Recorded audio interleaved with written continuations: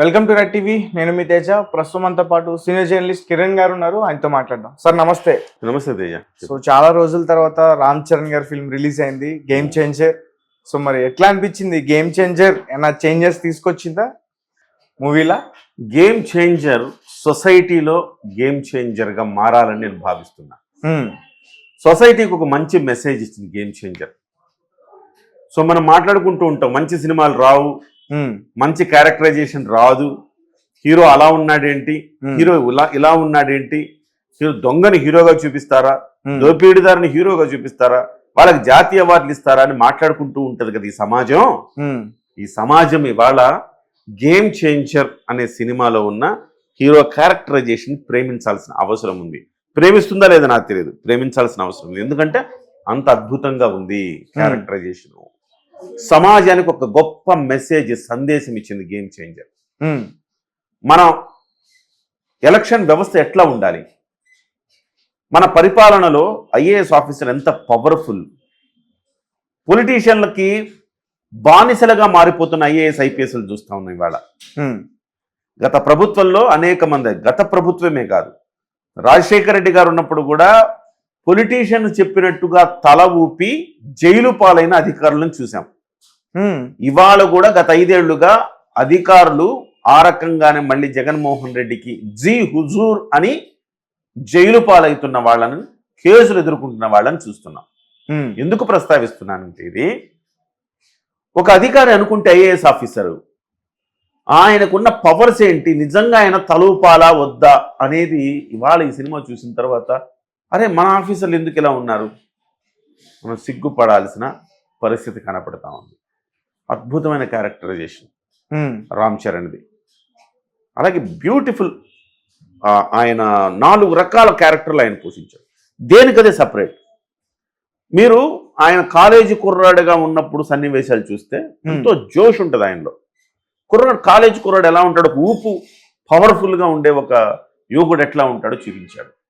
చిన్న love track, beautiful. Kiara Advani చాలా చాలా సున్నితంగా పాలమేగడలాగా బ్యూటిఫుల్గా ఉంది వాళ్ళిద్దరి మధ్య వచ్చే సన్నివేశాలు. సో వాటితో పాటుగా ఫ్లాష్ బ్యాక్, 2 ఫ్లాష్ బ్యాక్లు ఉంటాయి ఇందులో. ఒక ఫ్లాష్ బ్యాక్ రామ్ చరణ్ గారి ఎంగేజ్, ఒక ఫ్లాష్ బ్యాక్ వాళ్ళ నాన్నగారి ఫ్లాష్ బ్యాక్.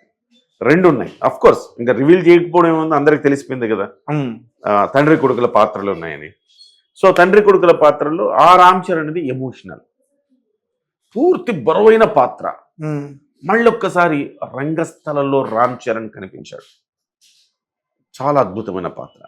ఈ 2 పాత్రల్ని బ్యాలెన్స్ చేస్తూనే మళ్ళీ ఐఏఎస్ ఆఫీసర్గా ఒక క్యారెక్టర్, ఐపీఎస్ ఆఫీసర్గా ఒక క్యారెక్టర్, 4 షేడ్స్ ఉన్న క్యారెక్టర్లను చూపించాడు. బట్ ఐపీఎస్ తక్కువ కానీ ఐఏఎస్ ఆఫీసర్ క్యారెక్టర్ మాత్రం అద్భుతమనే చెప్పాలి. ఎట్లా జస్టిఫై చేస్తాడు ఐఏఎస్ ఐపీఎస్ అని చాలా నేను ట్రైలర్ చూసి అనుకున్నా. ఐపీఎస్గా కనిపిస్తున్నాడు, ఐఏఎస్గా కనిపిస్తున్నాడు, ఎట్లా జస్టిఫై చేస్తాడు, ఇంకో రామ్ చరణ్ ఉన్నాడా, ఏందబ్బా కన్ఫ్యూజ్ అవుతున్నాం అనుకున్నా. కాదు, బ్రహ్మాండంగా జస్టిఫై చేశాడు ఆ విషయంలో. సో రామ్ చరణ్ గారి క్యారెక్టర్ అంటే తేజ చాలా, ఆయనకి జాతీయ అవార్డు రావాలని సుకుమార్ ఊరికనే అనలేదని నాకు అనిపించింది సినిమా చూడంగానే. చాలా అద్భుతంగా చేశాడు. ఐఏఎస్ ఆఫీసర్ అంటే ఇలా ఉండాలి, ఇలా ఉండాలి కదా ఐఏఎస్ ఆఫీసర్ అంటే అనిపించేలాగా చేశాడు. చాలా బాగుంది నిజంగా. సమాజంలో గేమ్ చేంజర్ ఈ సినిమా అని మనం చెప్పుకోవాలి. కానీ అంటే గేమ్ చేంజర్ లాంటి సినిమాలు ఇంతకు ముందు చాలా వచ్చాయి. గతంలో దర్శకుడు శంకరే లాంటి సినిమాలు తీశారు. మరి రామ్ చరణ్ అభిమానులకి నచ్చుతుందా సార్? అంటే ఎప్పుడు కూడా ఒక హీరో నుంచి చాలా వచ్చాయంటే కొత్తదనాన్ని కోరుకుంటారు కదా అభిమానులు. తేజ మనకి కాన్సెప్ట్లు ఒకటే తేజ, దాని కథనం నడిపే తీరే వేరుంటది. ఒకటి లవ్ సినిమా అంటే లవ్ ట్రాక్, రకరకాల లవ్ వెర్షన్స్ చూపిస్తారు. కాన్సెప్ట్ ఏంటి, లవ్వే. 2 కుటుంబ నేపథ్య కథా చిత్రాలు ఉంటాయి, వాటికి కుటుంబాలు, బంధాలు, అనుబంధాలు. 3 క్రైమ్ థ్రిల్లర్స్ ఉంటాయి, దాంట్లో డిఫరెంట్ వేరియేషన్స్ ఉంటాయి. 4 ఒక డాన్ల సినిమాలు ఉంటాయి, దాంట్లో డిఫరెంట్ వేరియేషన్స్ ఉంటాయి. 5 సమాజంకి సందేశం ఇచ్చే సినిమాలు. ఆ పోలీస్ ఆఫీసర్ క్యారెక్టర్ అవ్వచ్చు, ఐఏఎస్ ఆఫీసర్ క్యారెక్టర్ కావచ్చు, రకరకాల క్యారెక్టర్. సో నేనేమంటానంటే ఈ కథ మనకు తెలిసిన కథనే, గతంలో శంకర్ గారు చెప్పిన లాంటి అవే కనపడతాయి, కానీ కొత్త కోణం కదా ఇది. కొత్త కోణంలో చెప్పాడని నేను అనుకుంటున్నాను. ఖచ్చితంగా ఇది ఒక విజువల్ బూస్ట్ రామ్ చరణ్ అభిమానులకి అనుకుంటాను. రైట్, అంటే నేను యాక్సెప్ట్ చేస్తాను సార్, అంటే ఆ స్టోరీ లైన్ నాకు తెలుసు కాబట్టి. బట్ నీకేమనిపించింది? అంటే నాకు ఓకే, బట్ ఫ్యాన్స్ యాక్సెప్ట్ చేయట్లేదు. మీరు మార్నింగ్ నుంచి రివ్యూస్ అబ్జర్వ్ చేస్తే చాలా మంది అసహనం వ్యక్తం చేశారు. ఏ విషయంలో? ఈ గేమ్ చేంజర్ విషయంలో స్టోరీ బాగాలేదు. లిటరల్లీ చెప్పాలంటే కొంతమంది థియేటర్లో పడుకున్నారు సార్, నేనే చూసా. అంటే ఇవాళ నేనేమంటానంటే యూత్ లో కూడా మార్పు రావాల్సిన అవసరం ఉంది. ఇప్పుడు నీకు దొంగ క్యారెక్టర్, దోపిడీదారుడు క్యారెక్టర్ చూపించినప్పుడు నువ్వు వీలలేసి మంచి పొలిటికల్ డ్రామా చూపించినప్పుడు నువ్వు థియేటర్లో నిద్రపోతా ఉంటే అది అతని తప్పు, సినిమా తప్పు కాదు కదా. కానీ నువ్వు అన్నావు కానీ నేను అనుకోవట్లేదు అట్లా. ఎందుకంటే సినిమా అశాంతం నెక్స్ట్ ఏం జరుగుతుందన్న ఒక క్యూరియాసిటీ అయితే కలిగిందని నాకు అనిపిస్తోంది. నాకు కూడా. నెక్స్ట్ లో పొలిటీషియన్ ఈ స్టెప్ తీసుకున్నాడు, నెక్స్ట్ ఐఏఎస్ ఆఫీసర్ ఏ స్టెప్ తీసుకుంటాడు, దీని నుంచి ఈయన ఎట్లా బయటకు వస్తాడు, దీన్ని ఇతను ఎట్లా దాన్ని ఓవర్కమ్ చేస్తాడు, ఇట్లా ఎత్తుకు పై ఎత్తులేసుకు ఈ సినిమాలు ఎత్తుకు పై ఎత్తులేసుకున్న సినిమాలు ఉన్నాయి గతంలో కూడా. నేను అంటుంది అదే, స్టోరీలు కామన్గా ఒక 4-5 కాన్సెప్ట్ల మీదే ఉంటాయి, కానీ దాన్ని నెరేటివ్స్ ఎట్లా కథనాన్ని తీసుకుపోయాడు అనే దాని మీద ఆధారపడి ఉంటుంది. ఇవాళ కథనాన్ని తీసుకెళ్ళాడు. కొంచెం మీరు అన్నట్టుగా ఆ సెకండ్ హాఫ్లో కొంచెం ఒక 10 నిమిషాలు 15 నిమిషాలు కత్తిరేసి ఉంటే బాగుండేది ఏమనిపించింది. ఒక 10 నిమిషాలు కత్తిరేసి ఉంటే నీకు కరెక్ట్గా ఇంకొంచెం వేగంగా రేసి స్క్రీన్ ప్లే అంటారు కదా, అట్లా వెళ్ళిపోయేదేమో అనిపించింది. ఒక 10 నిమిషాలు ల్యాగ్ అయిందేమో అని సహజంగా కొంతమంది అభిప్రాయం. నాకైతే పూర్తి స్థాయిలో నేనైతే దాంట్లో ఇన్వాల్వ్ అయినాను, నిమగ్నం అయ్యా. ఎందుకు బహుశా నేను సమాజం మీద ప్రేమ ఉండే ఒక వ్యక్తిగా, ఒక జర్నలిస్ట్గా, సమాజం ఎలా ఉండాలి, ఇలా ఉంటే బాగుంటుందని ఆశించే ఒక వ్యక్తిగా చాలా బాగుంది అనిపించింది. ఒక్క మాటలో చెప్పాలంటే ఈ cinema nothing but Pawan Kalyan characterization. నాకు అణువణువున పవన్ కళ్యాణ్ గారు గుర్తొచ్చారు. రామ్ చరణ్ ఐఏఎస్ ఆఫీసర్గా ఉన్నప్పుడు ఈ మధ్యకాలంలో జరిగింది సీజ్ ద షిప్ అని పవన్ కళ్యాణ్ అంటే seize the rice mill godown అని ఆయన అన్నాడు. అవునా కదా? 2 అక్రమ బియ్యం రవాణాకు సంబంధించినవే. ఇక్కడ రంగనాథ్ గారు హైడ్రా కమిషనర్ గా కొట్టేయండి ఈ బిల్డింగ్ అంటే అక్కడ రామ్ చరణ్ గారు అదే రకమైన ఒక పరిణామం అక్కడ కనపడుతుంది. సార్ కరెక్ట్, మీరు చెప్పింది ఒప్పుకుంటా. ఇప్పుడు మనం సినిమాని సినిమాలానే చూడాలి. ఇప్పుడు సినిమాలో ఒక మంచి కాన్సెప్ట్ ఉందనేది మాట్లాడుకున్నాం. అదే సినిమాలో ఒక నిజాయితీగా వెళ్తే ఆ నిజాయితీ పరుణ్ణి ఎలా చంపేస్తారు, ఈ సమాజం ఎలా తొక్కేస్తుంది అనేది కూడా చూపించారు. డెఫినెట్ గా. దాని గురించి ఏం చెప్తారు? సమాజం అట్లా ఉంది తేజ, నిజమే కదా చూపించింది. ఇక్కడ నేను మళ్ళీ చెప్తా ఉన్నా, పవన్ కళ్యాణ్ గారి భావజాలం నుంచి పుట్టిన కథనే ఈ గేమ్ చేంజర్. పవన్ కళ్యాణ్ గారి భావజాలం నుంచి పుట్టిన కథ ఇది. డబ్బు లేని రాజకీయం చేద్దాం, డబ్బులు ఇవ్వకుండా రాజకీయం చేద్దాం అని ఒక అభ్యుదయవాది బయలుదేరతాడు. ఫ్లాష్ బ్యాక్ లో అతనికి ఎదురైన పరిణామాలు ఏంటి, సినిమాలో ఆ ఫ్లాష్ బ్యాక్ లో రామ్ చరణ్ క్యారెక్టర్ ఏదైతే ఉందో ఆ క్యారెక్టర్ కి ఫిజికల్ గా జరిగింది 2019 ఎన్నికల్లో రిజల్ట్ పరంగా పవన్ కళ్యాణ్కి జరిగింది అంతే.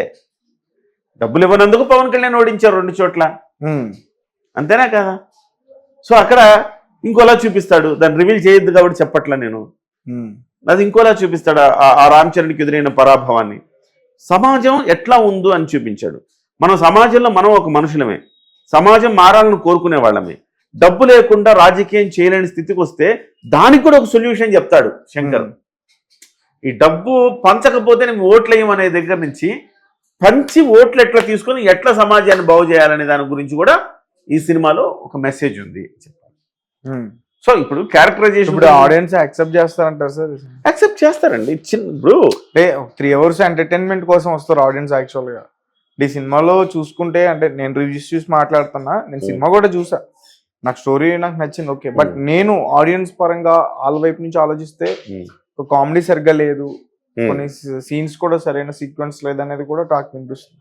అంటే ఇప్పుడు కామెడీ సరిగ్గా లేదు అంటే ఒక సీరియస్గా సాగుతున్న సినిమాలో మరి ఒక ట్రాక్, కామెడీ ట్రాక్, మరి పెద్ద ట్రాక్ పెట్టుకున్నా కానీ వర్కౌట్ అవ్వదని అనుకున్నాడేమో.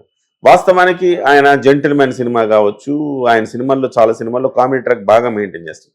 ఇక్కడ కామెడీ ట్రాక్లో మీరు అనుకున్నది ఏంటంటే, కొంతమంది నెగిటివ్ ఇవ్వటం ఏంటంటే, ఆ సైడ్ ఆయన పేరేంటి, సునీల్ పేరు సైడ్ సత్యం, ఈ సైడ్ సత్యం క్యారెక్టర్ సునీల్ది ఏమాత్రం ఆకట్టుకోలే, ఇరిటేట్ చేసింది. కామెడీ పండించకపోగా మన చూడటానికి కూడా ఇరిటేటింగ్ అనిపించింది ఆ సైడ్ సర్చింగ్ క్యారెక్టర్. ఉమ్, సో దానివల్ల కామెడీ పండట్లేదంట. కానీ హీరో హీరోయిన్ మధ్య వచ్చే సన్నివేశాలు కొంచెం చాలా బ్యూటిఫుల్గా ఉన్నాయి కదా. ఫ్లాష్ బ్యాక్లో ఆయన కాలేజీ డ్రాప్ బ్యాక్గ్రౌండ్లో ఉమ్, చాలా చక్కగా ఉన్నాయి. దాంట్లో కాస్త కామెడీ ఉంది. ఇంటర్వెల్ సీన్ గూస్ బంప్స్ కదా. ఇంటర్వెల్ సీను అరే ఏం జరుగుద్దో నెక్స్ట్ అనేంత ఒక గూస్ బంప్స్ తెప్పించిన interval scene. High voltage scene ఉంది ఇంటర్వెల్ సీను, చాలా బాగుంది.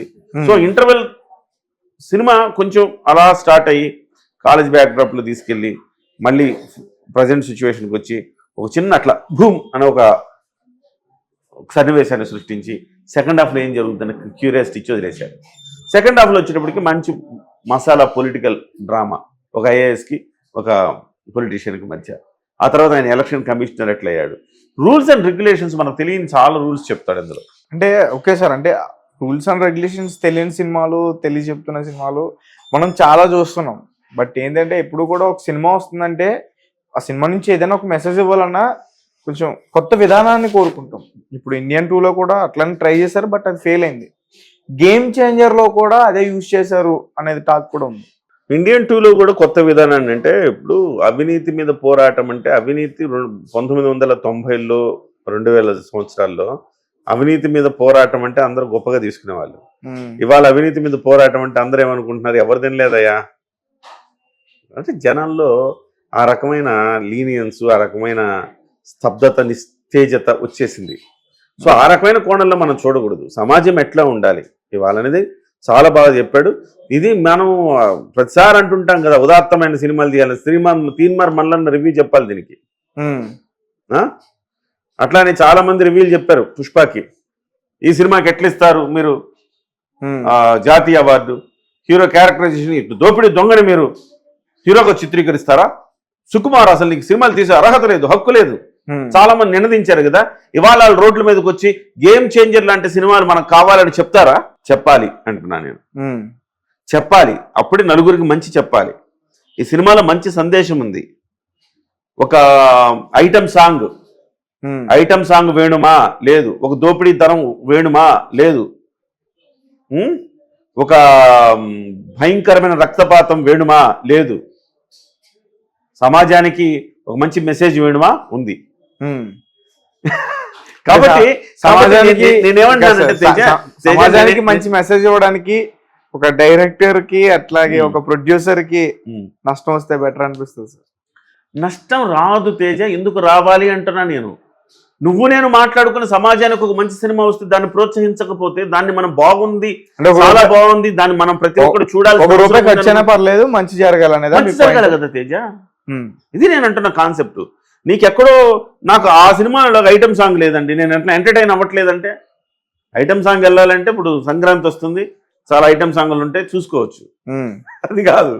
సో ఇవాళ ఈ సినిమా ద్వారా మనం ఒక మంచి మెసేజ్ వెళ్ళింది. మంచి ఒక ఐఏఎస్ ఆఫీసరు సమాజం కోసం ఎట్లా పోరాడారు, ఎట్లా ఒక కుటుంబం సాక్రిఫైస్ చేసింది సమాజం కోసం అనేది తెలుసుకోవాలి అనుకున్నప్పుడు ఖచ్చితంగా ఈ సినిమా ద్వారా ఇన్స్పైర్ అవ్వాలి. మనం ప్రతి ఒక్కరు నలుగురికి చెప్పాలి, ఈ సినిమా చూడండి అని నలుగురికి చెప్పాలి. ఈ సినిమా చూడండి, చాలా బాగుంది, మంచి మెసేజ్ ఉంది అని చెప్పాలి. అంతేగాని మనము అవి లేవు కదా, ఇవి లేవు కదా, కాబట్టి మనం ఎంటర్టైన్ అవ్వడానికి వెళ్ళాం కదా, అది లేదంటే ఎంటర్టైన్ అవ్వడం అనేది రకరకాలు ఉంటుంది. రామ్ గోపాల్ వర్మ ఎంటర్టైన్మెంట్ వేరుంటది. తొడలు చూసి రామ్ గోపాల్ వర్మ ఎంటర్టైన్ అవుతాడు, అవునా కదా? గరికపాటి వారి ఎంటర్టైన్మెంట్ వేరుంటది, చాగంటి వారి ఎంటర్టైన్మెంట్ వేరుంటది. కాబట్టి ఎంటర్టైన్మెంట్ కోరుకోవడంలో మన సమాజం ఎలాంటి ఎంటర్టైన్మెంట్ కోరుకుంటుంది అనేది మనం ఆలోచించాలి. ఇప్పుడు నాలాంటి వాళ్ళ ఎంటర్టైన్మెంట్ ఏంటి, మంచి సమాజానికి మంచి సినిమా వచ్చిందబ్బా, చాలా బాగుంది, మంచి హీరో క్యారెక్టరైజేషన్ చాలా అద్భుతంగా ఉంది అనే నేను ఎంటర్టైన్ అవుతాను సార్. అంటే ఇంకొక విషయం, శంకర్ గారు ఇప్పటి వరకు తీసిన సినిమాలో బాగా డిజాస్టర్ అయిన సినిమా ఇదే అని చెప్తున్నారు, మీరు ఒప్పుకుంటారా? 100% ఒప్పుకోను. శంకర్ గారి సినిమాల్లో భారతీయ 2 డిజాస్టరా, ఐ డిజాస్టరా, తర్వాత మంచి నేమ్సే ఉన్నాయి కదా. మంచి నేమ్స్ ఉండడం కాదు, భారతీయ 2 ఏముంది, నా మంచి నేమ్ ఏముంది, ఎక్స్పెక్ట్ చేసారు. అవుట్డేటెడ్ స్టోరీ అది. ఇవాళ ఇది అవుట్డేటెడ్ కాదు కదా, అవుట్డేటెడ్ స్టోరీనా కాదు. నిన్న మొన్న జరిగిన పరిణామాలన్నీ ఈ సినిమాలో ఉన్నాయా? అవుట్డేటెడ్ అని ఎలా చెప్తాం? కాదు. కాకపోతే శంకర్ గారి మార్కు ఖచ్చితంగా ఈ సినిమాలో కనిపించిందని నేనైతే చెప్తాను. ఒక మెసేజ్ ఓరియంటెడ్ సినిమా చాలా బాగా చెప్పాడని నేను అనుకుంటా. రామ్ చరణ్ గారు ఈ సినిమాని చేయటానికి ఒప్పుకున్నదే ఇలాంటి భావజాలం చూసి. వాళ్ళ బాబాయ్ గారు ఇలాంటి భావజాలంతో ఇవాళ మొదటిసారి 2019లో ఫెయిల్ అయిపోయాడు. 2024లో 100% స్ట్రైక్ రేట్ సాధించాడు. ఎస్, ప్రజల్లో మార్పు వచ్చింది, ఇలాంటి సినిమాలను ఆదరిస్తారు, ఇలాంటి ఒక మంచి మెసేజ్ ఓరియంటెడ్ ఉన్న సినిమాల్ని, అది కూడా మంచి విజువల్ ఫీస్ట్ ఉంటుంది. అదొకటేనా, తమన్ గారి సంగీతం కావచ్చు, ఫైట్స్ కావచ్చు, ఆ తర్వాత పొలిటికల్ డ్రామాలు అంటే ఫ్లాష్ బ్యాక్లో వచ్చి ఒక ఎమోషనల్ సన్నివేశాలు కావచ్చు. రామ్ చరణ్ ఫ్లాష్ బ్యాక్లో రామ్ చరణ్ చేసిన యాక్షన్ అదే ఆయువు పట్టు, కథకి ఆయువు పట్టు. ఆయనకున్న ఒక చిన్న ఇబ్బందే ఆయువు పట్టు. దాన్ని ఆయన ఎక్స్ప్రెస్ చేసిన తీరు, చివరికి ఆయన జీవితంలో ఆ ఒక్క సన్నివేశం వల్ల, ఆ ఒక్క ప్రాబ్లం వల్ల ఆయన ఎంత కోల్పోయాడని చెప్పే సన్నివేశం, ఇవన్నీ కూడా అలా మనం కళ్ళమ్మట నీళ్లు కార్చే సన్నివేశాలు. ఇవన్నీ కూడా చాలా బాగున్నాయని చెప్పాలి. సో మీరు అంటున్నట్టుగా మనకు మసాలా లేదు, ఇంకోటి లేదు అంటే దాన్ని మనం ఆలోచించాలి. మన ఆలోచన ధోరణి అట్లా కాదురా బాబు, ఇది మంచి సినిమా చూడాలని మనం అనుకోవాలి తప్ప, అదే దోపిడి సినిమా అనుకో నేనేమిటా. పుష్పకి దీనికి అసలు పోలిక లేదు. పుష్ప గేమ్ చేంజర్ డెఫినెట్ గా పోలిక లేదు. అది కంప్లీట్ గా ఒక అసాంఘిక కార్యకలాపాల అడ్డా ఆ సినిమా. Mass entertainment. మాస్ అని ఎట్లా అంటావు? మాస్ అంటే అసాంఘిక కార్యకలాపాలు ఎంటర్టైన్మెంట్ కోసమే కదా సార్ మనం. కరెక్టే అమ్మా, నేను అంటుంది వినండి. అదే అసాంఘిక కార్యకలాపాల అడ్డా వేదికగా జరుగుతున్న స్టోరీ. ఇది సమాజం కోసం, సమాజ హితం కోసం జరుగుతున్న స్టోరీ. రెండు చాలా వ్యత్యాసం ఉన్నాయిగా. మనం అది నచ్చింది నాకు అదే చూస్తా, ఇది నచ్చలేదు అంటే నువ్వు సమాజంలో నువ్వు ఈ కోవకు చెందిన వాడివా అని అనుకోవాలి. ఇది మంచి సినిమా కదా, ఇవాళ కాకపోతే రేపు కాదు తెల్లుండేళ్ళు, టికెట్ రేట్లు తగ్గిన తర్వాత తెలు. నీకు టికెట్ రేట్లు ఎక్కువ అనిపిస్తే అంత టికెట్ రేట్లు కూడా లేవు కదా ఇవాళ. పుష్పకున్న టికెట్ రేట్లు ఉన్నాయా? లేదు. సమాజాన్ని దోచుకోవాలి అనుకునే ఒక సినిమాకేమో టికెట్ రేట్లు హై లెవెల్లో ఉన్నాయి. సమాజానికి మంచి చెప్దాం అనుకునే సినిమాకేమో టికెట్ రేట్లు రీజనబుల్గా ఉన్నాయి. ఇంకో వారం దాటితే హ్యాపీగా మళ్ళీ అందరికి అందుబాటులోకి వచ్చేస్తాయి మామూలు టికెట్ రేట్లే. హ్యాపీగా సంక్రాంతి ఈ 10 రోజుల సెలవులు ఉన్నాయి, ప్రతి ఒక్కళ్ళు ఈ సినిమా చూసి ఆస్వాదిస్తారని నేను అనుకుంటున్నాను. ఓకే సార్, ఫైనల్ గా ఎంత రేటింగ్ ఇస్తారు మీరు మూవీకి? నేను మూవీకి 3.5 ఇస్తా. మిగతా 2 పాయింట్స్ ఎందుకు ఇవ్వట్లే? సారీ, 1.5 పాయింట్ ఎందుకు ఇవ్వట్లే? చెప్పాను కదా, 1.5 పాయింట్ నెగిటివ్స్ ఉన్నాయి. దాంట్లో నెగిటివ్స్ చెప్తాను మీకు. ఒకటి, మొదటి నుంచి చెప్పుకున్నదే, పాటలే సగం సినిమాని లేపుతాయి. వాళ్ళ పుష్పకు కూడా పాటలు లేపినాయి సినిమాని. ఈ పాటలు లేపాలి ముందు సినిమాని. ఆ కార్యక్రమం తమను చేయలేకపోయాడు, తమను ఫెయిల్. అందులో బీజిఎంస్ అంటారా, బ్యాక్గ్రౌండ్ మ్యూజిక్ తమను అద్భుతంగా ఇస్తాడు ప్రతి చోట. ఈసారి దీనికి కూడా ఇచ్చాడు. సో ఒక చోట పోయి కొట్టాడు, ఒక చోట పోగొట్టాడు, ఒక చోట రాబట్టాడు అనుకుందాం. అది పక్కన పెడితే కొన్ని సెకండ్ హాఫ్లో కొన్ని సన్నివేశాలు సాగతీతగా ఉన్నాయి. కొంచెం మీరు అన్నట్టుగా ఒక 10 నిమిషాలు 15 నిమిషాలు కత్తిరేసి ఉంటే బాగుండేదేమో. ఉంటే బాగున్నా, అప్పన్న క్యారెక్టర్ ఉంటే బాగుంది. 2.5 అప్పన్న క్యారెక్టర్ ఉంటే, అప్పన్న క్యారెక్టర్ నిజం నువ్వు చెప్పింది వాస్తవం. అప్పన్న క్యారెక్టర్ ఇంకో 10 నిమిషాలు ఎక్స్టెన్షన్ చేసి ఇంకొంచెం దాంట్లో ఇంటెన్సిటీ క్రియేట్ చేసి ఉంటే ఇంకొంచెం బెటర్గా ఉండేది. అప్పన్న క్యారెక్టర్ వెంటనే అయిపోయి మళ్ళీ పొలిటికల్ డ్రామా కొంచెం సాగతీతగా ఎక్కడైతే అనిపిస్తుందో దానికోసం అది కొంచెం నెగిటివిటీ అనిపించింది. అందుకే నేను 1.5 పాయింట్స్ తీసేస్తున్నా. 3.5 ఎందుకు ఇస్తున్నానంటే ఈ నెగిటివ్స్ ఉన్నాయి. ఇంకోటి, మీరు చెప్పినట్టుగా కామెడీ ట్రాక్ ఒకటి ఉంటే బాగుండేది. ఆ కామెడీ ట్రాక్ ఉంటే అసలు మీకు ఎక్కడ